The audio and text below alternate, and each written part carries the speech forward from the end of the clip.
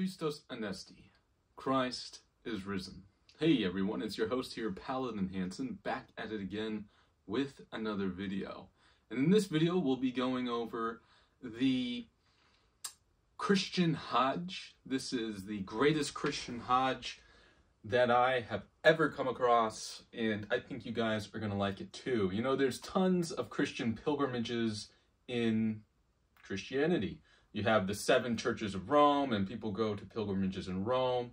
People go to Jerusalem, to the Church of the Holy Sepulchre. They go to Bethlehem. They travel to Nazareth and whatnot.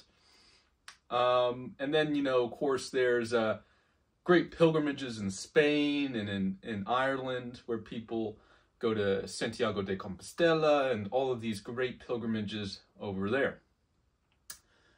But what about a pilgrimage that is quite unknown, but yet it is everywhere within the scriptures, both Old and New Testament? I'm going to show you guys this great pilgrimage, this great Christian Hajj. And if you're wondering what Hajj means, Hajj is an Arabic word for pilgrimage. If you're a Muslim, you know what this word is, especially if you're an Arabic-speaking Muslim. You're told to go on to a Hajj to Mecca. I'm going to tell you guys straight up right now, you're wrong. You guys got some weird religion. But I'm going to show you a greater Hajj. And this Hajj is going to absolutely blow you away because it is absolutely fantastic. So without further ado, we're going to be going over Genesis and Joshua and the Old Testament and 1 Kings with Elijah and Elisha. And then on top of that, we're going to be going into the New Testament and looking at Paul's writings and Peter's writings. And we're going to be in Colossians and in 1 Peter and in the book of Philippians, and showcase you guys these amazing parallels about the true Hajj of God. And this is going to be fantastic. So I hope you guys sit back, relax, enjoy this video, get something sweet to eat, because it will take some time to explain it, but once it is explained, we're going to weave a very nice picture here, and you're going to notice this picture quite evidently. So sit back for the ride and learn about the Christian Hajj.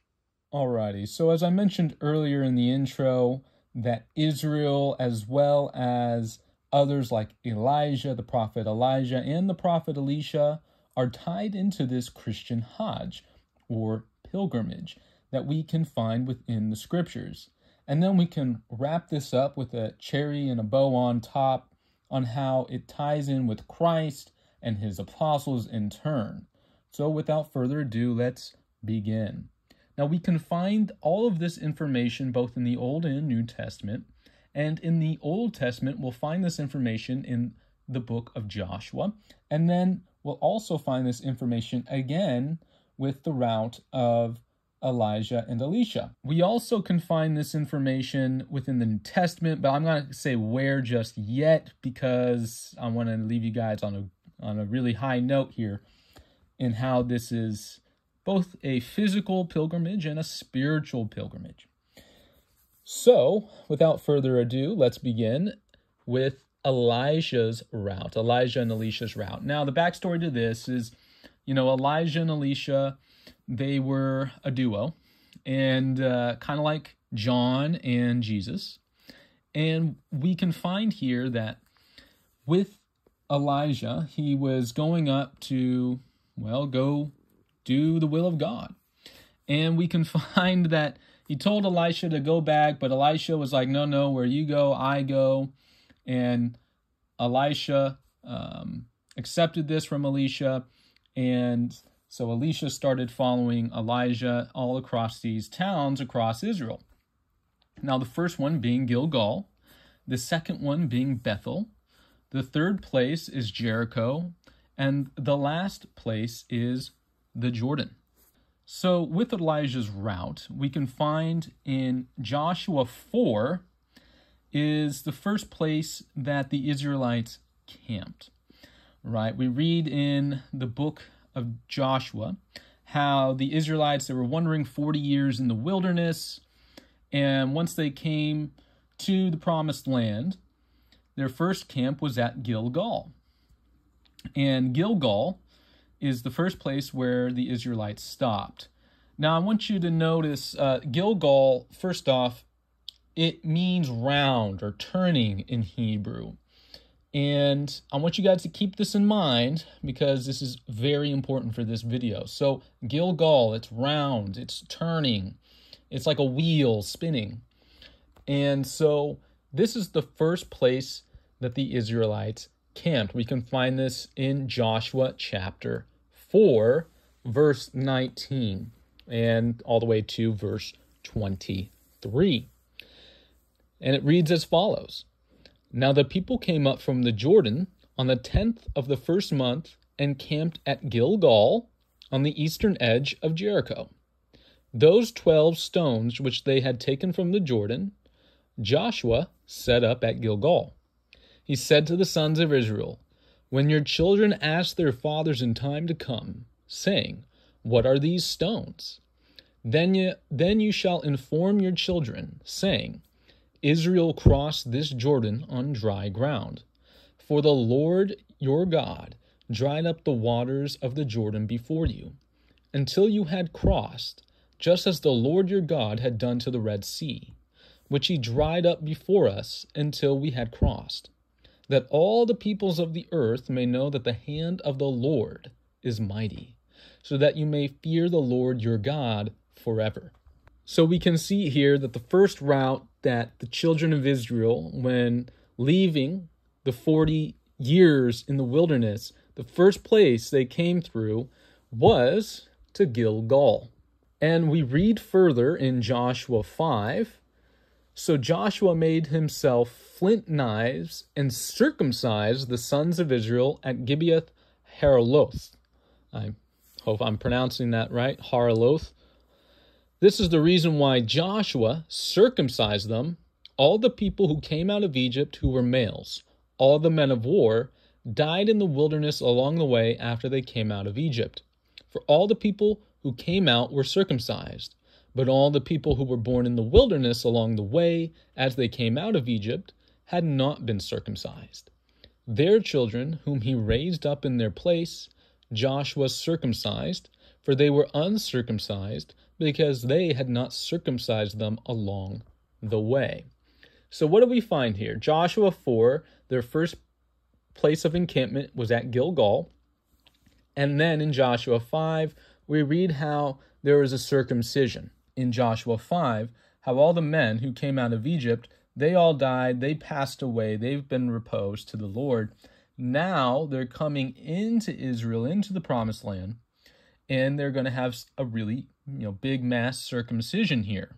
We also read here that the 12 stones being mentioned, a really cool factoid here is these 12 tribes, these 12 stones, they represent the 12 tribes.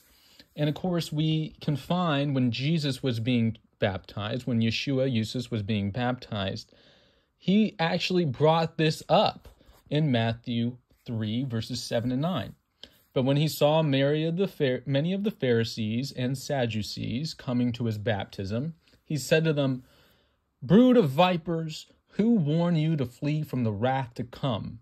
Therefore bear fruits worthy of repentance, and do not think to say to yourselves, we have Abraham as our father. For I say to you that God is able to raise up children to Abraham from these stones. The stones he's mentioning here are these 12 stones that Joshua put into the river in all the way back in the book of Joshua, 1,000 or so plus years ago, 2,000 years ago, before Yeshua was walking amongst us. And so this is very, very, very a cool little tie-in right there. So when Jesus is mentioning these stones, he's pointing to the 12 stones representing the 12 tribes of Israel that Joshua had put into the River Jordan. The Sadducees and the Pharisees, they remind us a lot in our day and age, at least for me, of, the neocons, the neoconservatives, and the Democrats. They're the socio-political religious leaders that think they know better than everybody else, but they're really a brood of vipers. They think they're holier than thou, that they're better than you, you're just a pleb. And Yeshua here, he's putting them in their place and telling them that you think you're so special, you think you're so high and mighty, God can raise up new children unto Abraham from these stones and replace you. And then we can continue with Joshua chapter 5, verse 8. Now when they had finished circumcising all the nation, they remained in their places in the camp until they were healed.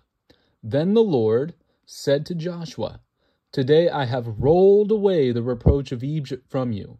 So the name of that place is called Gilgal to this day. Remember, Gilgal, it's rolling, it's round, it's turning. And so you guys can get the emphasis on this place, Gilgal. And here, what happened was a circumcision. And of course, we can read this in the Hebrew. Here's the Hebrew right here presented. And then we can continue on with verse 10. While the sons of Israel camped at Gilgal, they observed the Pesach, the Pascha, on the evening, the Passover, on the evening of the 14th day of the month on the desert plains of Jericho. Now we can see here that at Gilgal, there is a rolling, a turning away, a separation, a turning away from your past life in the wilderness and seeking the promised land, entering into the promised land. So there is a separation here, a circumcision going on here. We're separating from our old life and starting anew. There, with a circumcision, that's separation. I'm personally circumcised. I know what that entails. And so, it's definitely a splitting away. There is a separation going on. Now, let's tie this in with 1 Kings 19, verse 21. So he returned from following him and took the pair of oxen. This is Elisha following Elijah in this context. So he returned from following him and took the pair of oxen and sacrificed them and boiled their flesh with the implements of the oxen and gave it to the people, and they ate. Then he arose and followed Elijah and ministered to him. Now this all happened as well at Gilgal. There is a separation here. Elijah and Elisha. Elisha is separating from his old life, and he's following the prophet Elijah. In fact, the first time we heard of Bethel was in Genesis 12. And it's the first mention of Abram. He wasn't called Abraham yet. He's building an altar. And we read in verse 8, Then he, Abram, proceeded from there to the mountain on the east of Bethel, and pitched his tent, with Bethel, or Bethel, on the west, and Ai on the east. And there he built an altar to the Lord, and called upon the name of the Lord. Abram journeyed on, continuing toward the Negev. Now there was a famine in the land, so Abram went down to Egypt to sojourn there, for the famine was severe in the land. And with the context here, remember, God was telling Abram, go to the land that I will show you, that I will make with you a promise. And this is the context, the backstory to this chapter here in Genesis 12:8. And so where does he go? He leaves where he was in Haran, and he's going to Bethel. He's going to the promised land.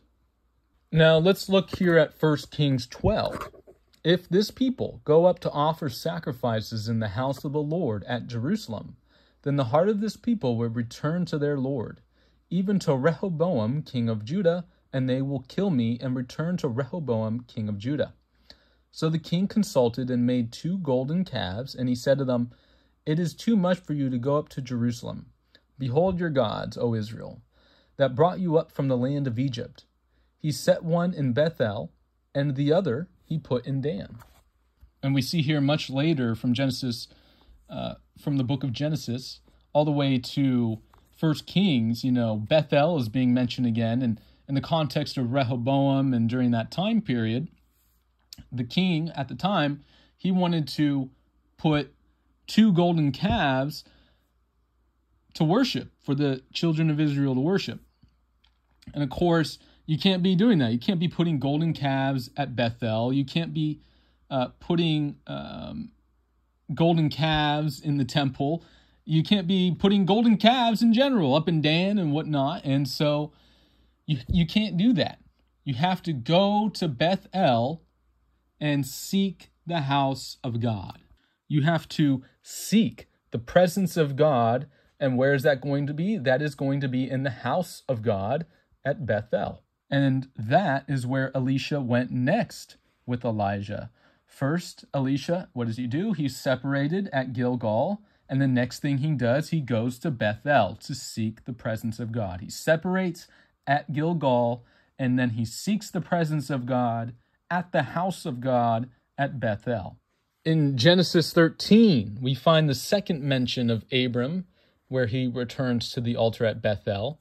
So Abram went up from Egypt to the Negev, he and his wife, and all that belonged to him, and Lot with him.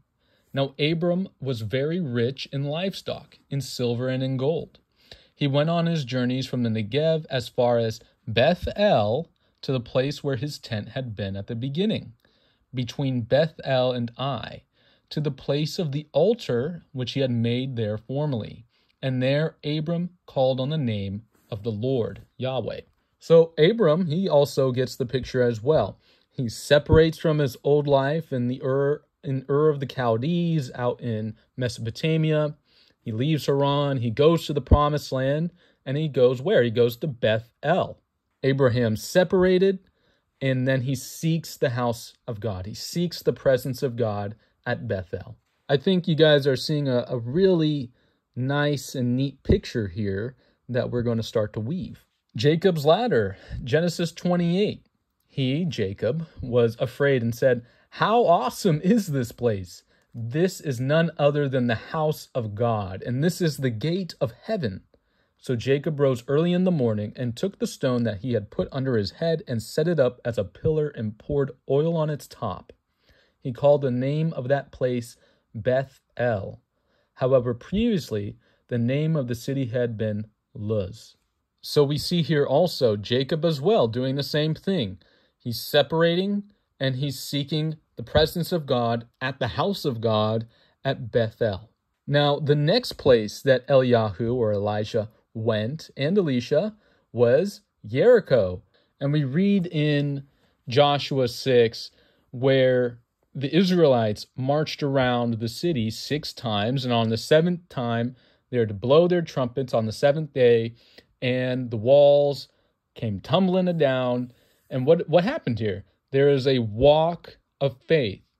The Israelites won the battle of Jericho by faith. And that is our next thing. That is what Elisha and Elijah's next journey is to Jericho.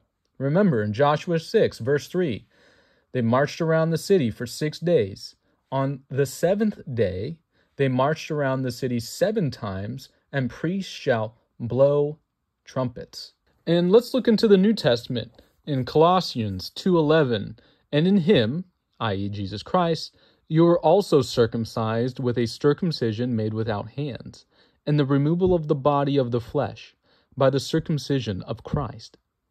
And in Colossians 3:9, do not lie to one another, having put off the old man with his practices. Remember, there is a separation, a circumcision going on.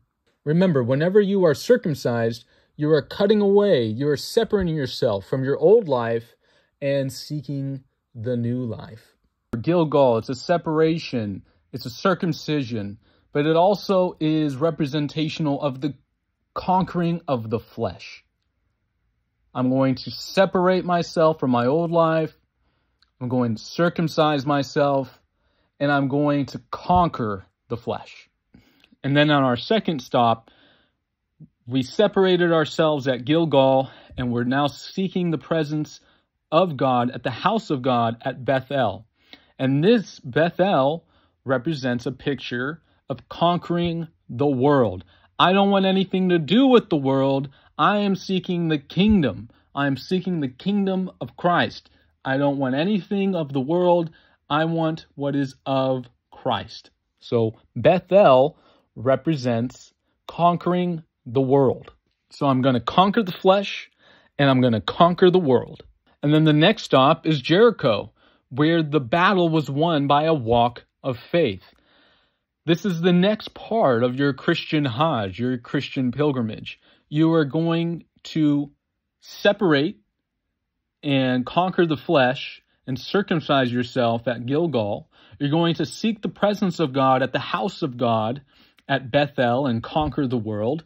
And then you're going to go to Jericho and you're going to walk by faith and win that battle.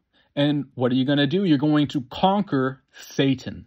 Then in Joshua 6, we read how Joshua made the Israelites take an oath. Joshua 6, verse 26. Then Joshua made them take an oath at that time, saying, "Cursed before Yahweh, the Lord, is the man who rises up and builds this city Jericho. With the loss of his firstborn he shall lay its foundation, and with the loss of his youngest son he shall set up its gates." Remember, you were not supposed to rebuild Jericho. You were not supposed to help Satan build back his false kingdom. You don't want anything to do with that. You want to seek the presence of God at the house of God at Bethel. Not rebuild Jericho and Babylon and help Satan. No, you're going to conquer Satan by a walk of faith. So you're going to walk by faith. You don't want Satan influencing your life. No, you don't want any of that. You want to walk by faith. And the Jordan is our final destination, and it's a picture, a type. It's like crossing the Red Sea. It's splitting the waters of the Jordan, of the Red Sea, with the Red Sea with Moses and Joshua with the Jordan. And this is a picture of the baptism, the death, the burial, the resurrection of your Christian Hajj. And of course, with Moses and the Israelites, and of course the Israelites with Joshua, they got to do it dry. But we go full immersion. We dunk ourselves in, and within our baptism, we are parting waters. We're splitting the water.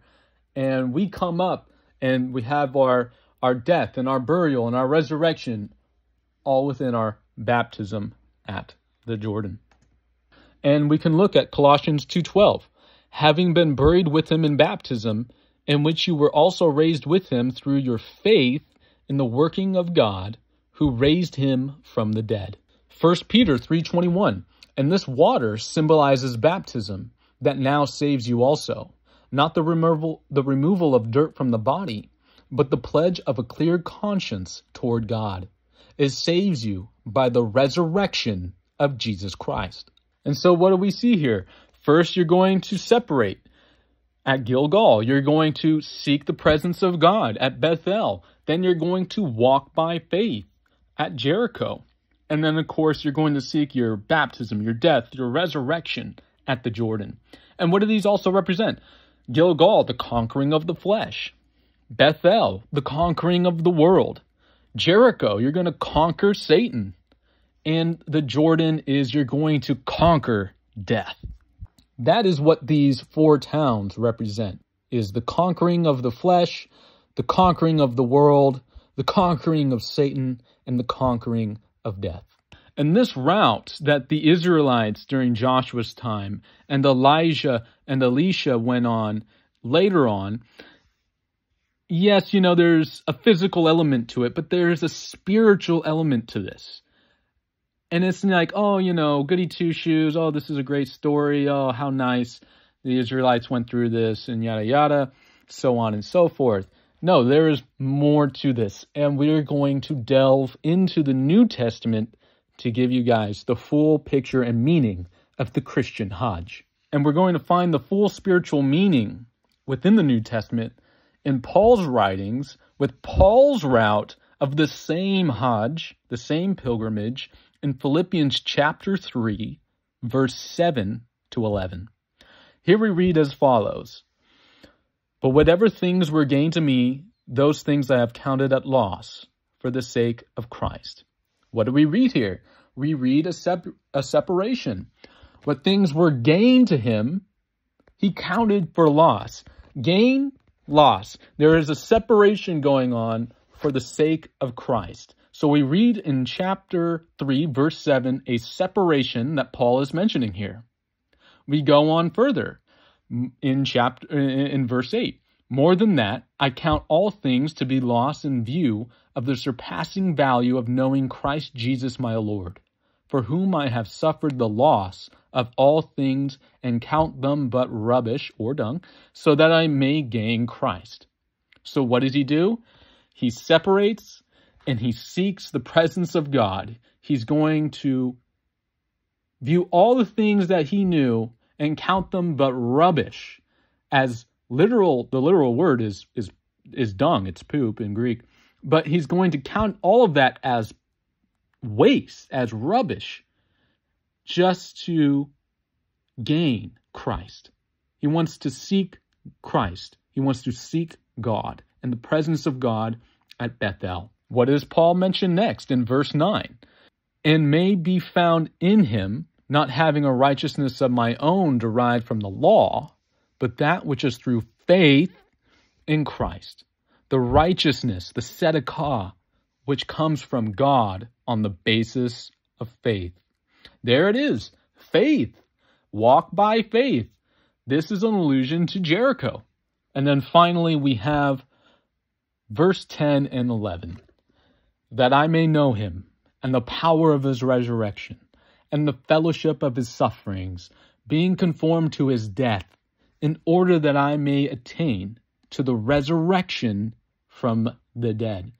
There we go. We have the Jordan. This is the baptism. This is the death. This is the resurrection. The Christian Hajj, what are we doing? We're separating, we're cutting away our old life, we're turning away, we're rolling away our old life. We're going to seek the presence of God at the house of God at Bethel. We're going from Gilgal to Bethel. And then after Bethel, we're going to be going and walk by faith around the walls of Jericho. And then we're going to go and seek our baptism, our death, our resurrection at the Jordan. This is our Christian Hajj. It's not just a physical pilgrimage here. This is a spiritual pilgrimage. This is something that we all should come to know and love as the true Hajj of God.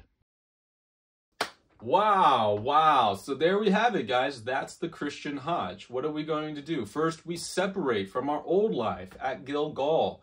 We're turning away, we're separating, we're cutting away our old life at Gilgal.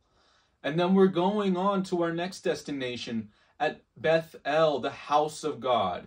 First, you separate, and then you seek the presence of God at the house of God at Bethel. And of course, what are we doing? We're seeking Christ. And this is our next step in our Christian journey, our Christian Hajj. And then what are you doing next? Well, after you go from Gilgal to Bethel, you are to walk by faith. You're to take your Christian walk. And you're going to be walking around the walls of Jericho 6 times, and on the 7th time, the priest shall blow the trumpets, and the walls will come crashing down. And this is our next stop. We're going from Gilgal to Bethel, then to Jericho. We're going to now be going and to the Jordan. And what's going to happen at the Jordan? We're going to be having our baptism. We're going to be having our death. We're going to be having our resurrection. Remember, with Joshua and the Israelites, with Moses and the Israelites, they had their mikvah, they had their baptismo through an entire nation. Now it's coming to us as individuals to be saved, and this baptism isn't just, again, as the New Testament says, the putting away of spots from the flesh, but of a clear conscience towards God. And so this is also representative of what? Gilgal. What are you doing? You're having the circumcision. You're having not only the circumcision of the flesh, it's the circumcision of the heart. And you're conquering the flesh. So you're conquering the flesh at Gilgal. At Bethel, what are you doing? You are seeking the presence of God at the house of God. You're seeking Christ. And so here, what is happening? You're conquering the world. Next, you're going to defeat your enemies and walk by faith around the walls of Jericho. And what are you going to do here? What are you doing? You are defeating Satan. You are defeating the devil. You're conquering the devil. Last but not least is you have the Jordan. And what is this? The baptism, the death, the resurrection of your very soul, your very life. And this represents the conquering of death. So there you guys have it, folks. That's the Christian Hajj. It's not just physical in nature. It's also spiritual in nature. So it's not necessarily that you have to go and do this pilgrimage and go to Israel and do this pilgrimage. I mean, that would be great. I'd love to do that. But it's spiritual in nature. You're to separate. You're to seek Christ. You're going to walk by faith, and you're going to have your baptism, your death, your resurrection. This is the whole epitome of the Christian life. And this is also the epitome of the Christian Hajj, and what these towns represent and what it all means. So, you know, as I'm pretty sure in the liturgy, in the Eastern Orthodox liturgy, it states this: Christ trampling down death by death, bringing life to those in the tombs. And folks, isn't that true indeed? Christ conquered death. His victory was over Satan. He did everything that we needed to do. So, take care. God bless. This one has been kind of exhaustive. And I put a poll out saying which one of the videos you guys wanted. And Moses Part 5 was on there, and then also as well was this video, the Christian Hajj, because you guys were interested in what I was meaning here. So I think this video, if you made it this far, you definitely are going to be saying this is the Christian Hajj. Take care. God bless.